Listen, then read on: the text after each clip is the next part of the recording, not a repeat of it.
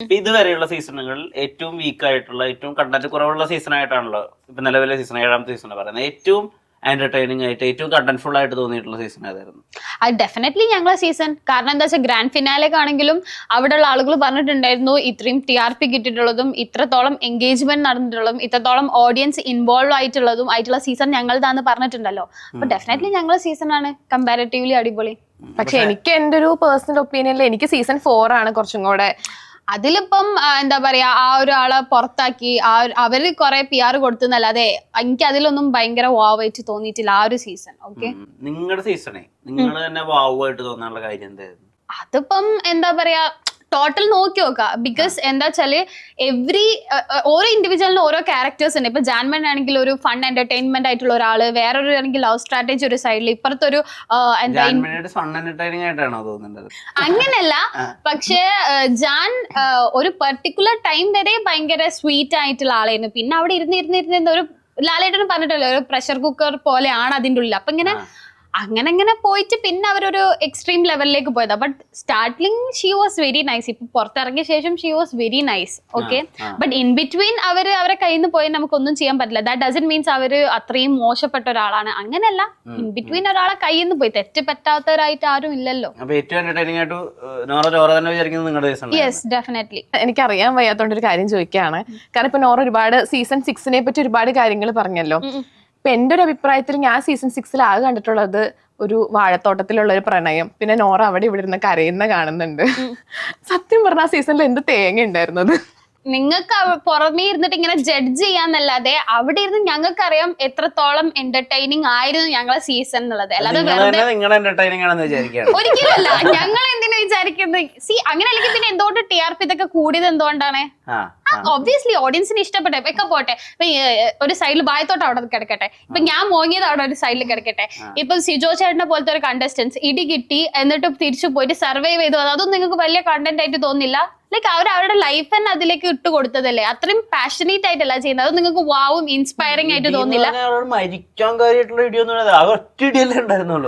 അവർക്ക് എത്ര, അതായത് ഓൾമോസ്റ്റ് ഒരു 2 monthsലേക്ക് അവർക്ക് ഫുഡ് കഴിക്കാൻ പറ്റിയിട്ടില്ല. നിങ്ങൾക്ക് ഫുഡ് കഴിക്കാതെ എത്ര ദിവസം നിൽക്കാൻ പറ്റും? അവർക്ക് ഇവിടെ അത്രയും ഡാമേജ് വന്നിട്ടുണ്ട്. നിങ്ങൾ വിചാരിച്ച ജസ്റ്റ് ഇങ്ങനെ ഇടിച്ച പോലത്തെ ഇടിയൊന്നല്ല അത്. അത്യാവശ്യം ഇടി കിട്ടിയിട്ടുണ്ട്. അവർക്ക് അത്രയും സർജറീസ് വന്നിട്ടുണ്ടായിരുന്നു. ഈവൻ അവിടെ ഫുഡ് കഴിക്കുന്ന സമയത്ത് സിജോ ചേട്ടന് അവിടെ ഇൻഫ്ലമേഷൻ വന്നിട്ട് എന്താ പറയാ, ഇല്ല പറ്റില്ലായിരുന്നു. അത്രയ്ക്കും പ്രോബ്ലമാറ്റിക് ആയിട്ടുള്ള സിറ്റുവേഷൻസ് അങ്ങേര് അതിന്റെ ഉള്ളിൽ കഴിഞ്ഞിട്ടുണ്ട്. ഇടയ്ക്കിടയ്ക്ക് സംസാരിക്കുമ്പോഴാണെങ്കിലും ഈ നീര് വരാതാക്കുക, അങ്ങനത്തെ പല ഇഷ്യൂസ് വന്നിട്ടുണ്ടായിരുന്നു. അവർക്ക് ഭയങ്കര കഷ്ടപ്പാടുണ്ടായിരുന്നു. ബട്ട് അതൊന്നും അവർ ഹൈലൈറ്റ് ചെയ്യാതെ അവിടെ സർവൈവ് ചെയ്ത് നിന്നെന്ന് പറഞ്ഞതൊക്കെ ചെറിയ കാര്യമാണോ? ഒരിക്കലല്ല, ഒരിക്കലല്ല. ഓരോ സീസണും നമ്മുടെ ആളുകളിലേക്ക് കൊണ്ടുവന്നിട്ടുള്ള ഒരു പുതിയ സെറ്റ് ഓഫ് ആൾക്കാരുണ്ടായിരിക്കും. ഇപ്പൊ ആദ്യത്തെ സീസൺ നോക്കുകയാണെങ്കിൽ ഇപ്പൊ പേളിമണി എന്നുള്ള ഒരു കണ്ടന്റ് ക്രിയേറ്ററെ നമുക്ക് കിട്ടി. രണ്ടാമത്തെ സീസൺ ആണെങ്കിൽ ഇപ്പൊ രജത് കുമാർ എന്നുള്ള ഒരു സ്പോക്ക് പേഴ്സൺ ആരാണ് പോലുള്ള ആളെ കിട്ടി. ഒന്നെങ്കിൽ നിങ്ങൾ സോഷ്യൽ മീഡിയയിൽ അത്ര ആക്റ്റീവ് അല്ല.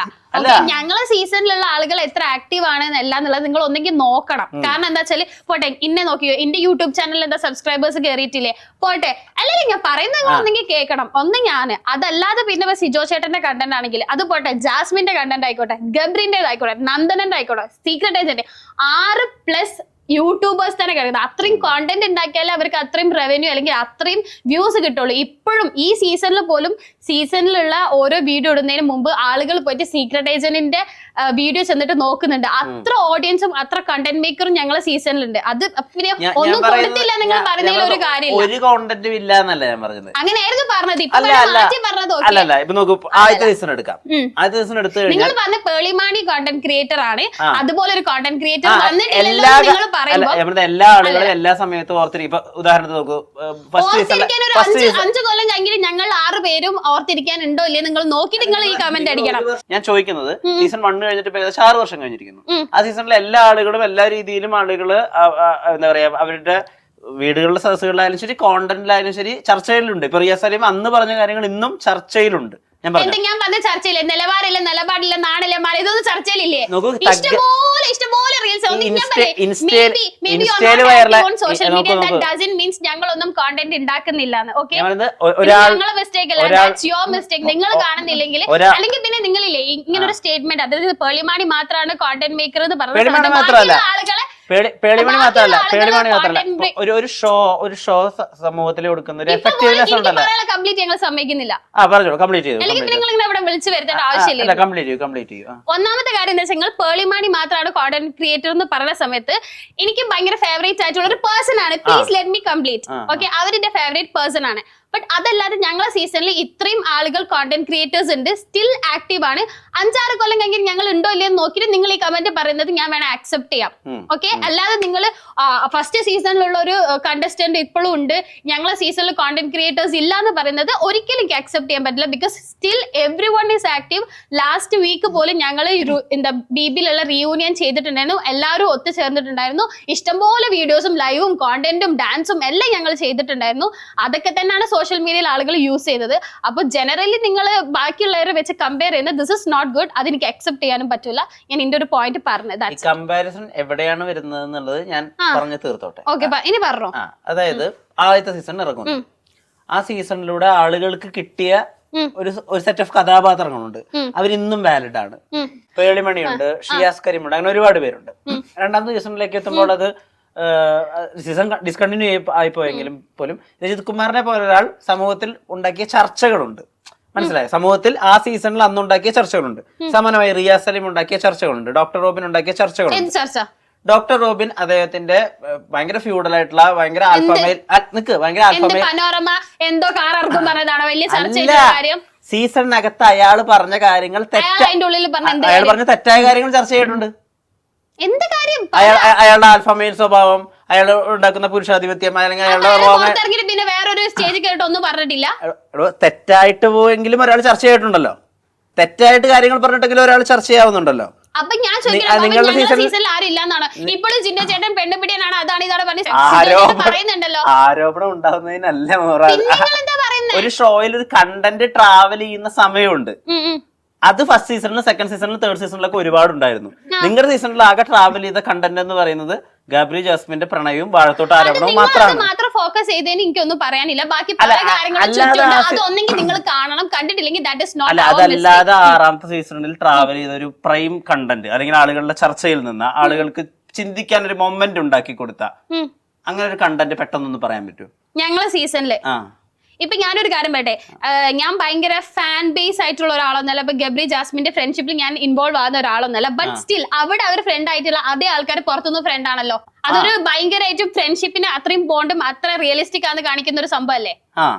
ആണ്. That's it. ഒരു കാര്യം ചോദിച്ചു ഞാൻ പറഞ്ഞു. That's it. ഞാൻ ചോദിക്കുന്നത് ഇപ്പോഴും നിങ്ങൾക്ക് കൃത്യമായി മനസ്സിലായെന്ന് വിചാരിക്കുന്നില്ല. അതായത് ഓരോ സീസണിലും ആളുകളെ, ഇപ്പൊ ഉദാഹരണത്തിന് റിയാസ് സലീം ടെലിഫോണിക് കോൺവെർസേഷനിലൂടെ പറഞ്ഞൊരു കാര്യമുണ്ട് ട്രാൻസ്ജെൻഡർ ക്യൂർ കമ്മ്യൂണിറ്റിയെ പറ്റിയിട്ട്. അല്ല, നോക്ക്, അങ്ങനെ കൺവിൻസ്ഡ് ആവുന്നല്ല. എനിക്കിപ്പോഴും ഇപ്പൊ ഏഴാം സീസണ് നിങ്ങളുടെ സീസൺ കണ്ടിട്ടില്ല. മെഹറിൻ കണ്ടിട്ടുണ്ട്. എന്റർടൈൻ ആയിട്ടില്ല, ഓർക്കുന്നില്ല. എന്റർടൈൻഡ് ആവുന്നതല്ല. എന്റർടൈൻ ആണെങ്കിൽ ഇപ്പൊ ഉദാഹരണത്തിന് കാര്യം വെച്ചിട്ട് ഇപ്പൊ നിങ്ങളുടെ ആദ്യത്തെ ഒരു വീക്കിൽ തന്നെ ഔട്ടായി പോയ രതീഷ് എന്റർടൈനിങ് ആയിരുന്നു. അയാള് നമ്മൾ കണ്ടിട്ട് അയാളെ രസിച്ചിട്ടുണ്ട്, ചിരിച്ചിട്ടുണ്ട്, വെറുത്തിട്ടുണ്ട്. പക്ഷെ അതല്ല ഞാൻ പറയുന്നത്. ഈ കണ്ട സീസണുകളിലൊക്കെയും തന്നെ കാലത്തെ അതിജീവിക്കുന്ന ട്രാവൽ ചെയ്യുന്ന ഒരു കോണ്ടന്റ് ഉണ്ടല്ലോ. ബിഗ് ബോസിൽ ഇന്നൊരു കാര്യം നടന്നല്ലേ, ആ വിധത്തിൽ എനിക്ക് 6ാമത്തെ സീസണിൽ എനിക്ക് ഒന്നും തോന്നിയിട്ടില്ല. നിങ്ങൾക്ക് തോന്നാത്ത നിങ്ങളും മിസ്റ്റേക്ക്. ഞാൻ വേണം എണ്ണി ഒരു 2-3 കാര്യം പറയാം. സിജോ ചേട്ടന്റെ ഫൈറ്റ് കിട്ടിയിട്ട് ഇടി ഉണ്ടായിട്ട് അയാൾ സർവൈവ് ചെയ്ത് വന്നത് അങ്ങനെ ഓർത്ത് നിൽക്കാൻ പറ്റുന്ന ഒരു കാര്യമാണ്. ഓക്കെ, പിന്നുള്ള ഒരു കാര്യം അതുപോലെ ഞാൻ പറഞ്ഞത്, ഇപ്പം എന്റർടൈനിങ് കേസ് പറയുകയാണെങ്കിൽ ഈ ആൾമാറാട്ട കേസ് ചെയ്തത് it was A entertaining case. ഇനിയിപ്പോ ഫ്രണ്ട്ഷിപ്പ് ബേസ് നോക്കുകയാണെങ്കിൽ ജാസ്മിൻ ഗബ്രീന്റെ ഫ്രണ്ട്ഷിപ്പ് അവര് ആഫ്റ്റർ ബിഗ് ബോസും കീപ്പ് ചെയ്തത് ഒരു ഓർത്ത് നിൽക്കാൻ പറ്റുന്ന കാര്യങ്ങളാണ്. അവര് ഫ്രണ്ട്ഷിപ്പ് നിലനിർത്തുന്നത് എങ്ങനെയാണ് സമൂഹത്തിന് ഒരു ഓർത്തിരിക്കാവുന്ന കാര്യമാകുന്നു. ഫ്രണ്ട്ഷിപ്പ് കീപ്പ് ചെയ്യുന്നത് ഒരു ഇതല്ലേ, അതിപ്പോ നിങ്ങൾ രണ്ടുപേരും കൂട്ടുകാരാണ്. ബിഗ് ബോസിൽ കയറി കഴിഞ്ഞിട്ട് നിങ്ങൾ തമ്മിൽ കൂട്ടുകാരാണ്. അതിന് ഞങ്ങൾക്ക് എന്ത് വേണം? അവർ ആദ്യം കൂട്ടുകാരല്ലല്ലോ, അവിടെ വെച്ചിട്ടാണല്ലോ ഒരു ഫ്രണ്ട്സ്. അത് കഴിഞ്ഞിട്ട് ഒരു കൂട്ടുകാരായതിൽ എന്താണ് ഇത്ര സമൂഹത്തിനൊക്കെ ചർച്ച ചെയ്യാൻ മാത്രം അതെന്താണ് അതിനകത്തുള്ളത്?